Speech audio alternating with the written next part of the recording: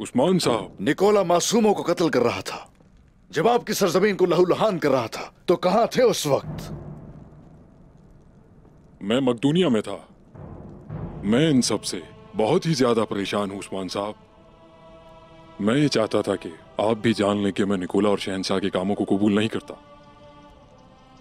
मैं आपकी शादी की दावत में नहीं आ सका, लेकिन मैं आप और मलहून खातून के लिए कुछ तहाइफ लाया हूं।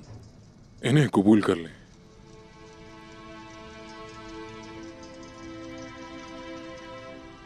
मैं जानता हूं आप कदीम यूनानी खानदान से हैं।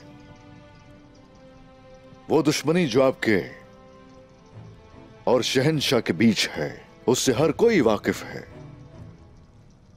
आपका यहां आना और तहाइफ लेकर आना, दोस्ती बढ़ाना, मुझे तो आपके खात्मे की फिक्र हो रही है। अगर मुझे अपने अंजाम की फिक्र होती तो मैं यहां नहीं आता। मुझे सिर्फ एक ही खौफ है, निकोला हम सबको खत्म कर देगा उस्मान साहब।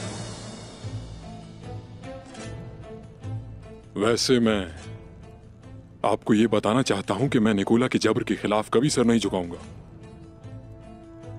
निकोला जाहिरन तो गाय का फर्माबरदार है। उसका असल इरादा आपको कमजोर करना है। वो जो कुछ नहीं जानता, यह जानने की कोशिश कर रहा है, मुझे परेशान करता है। वो क्या है? अगर उसने आपको खत्म करवा दिया तो अगली बारी उसी की होगी।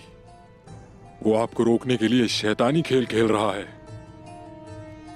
निकोला अपना रास्ता खो चुका है और हमारा रास्ता आपके बाबा अर्तुगरुल साहब का रास्ता है, जो कि अमन का रास्ता है। बसूरत दीगर हमारा अंजाम बहुत ज्यादा करीब है।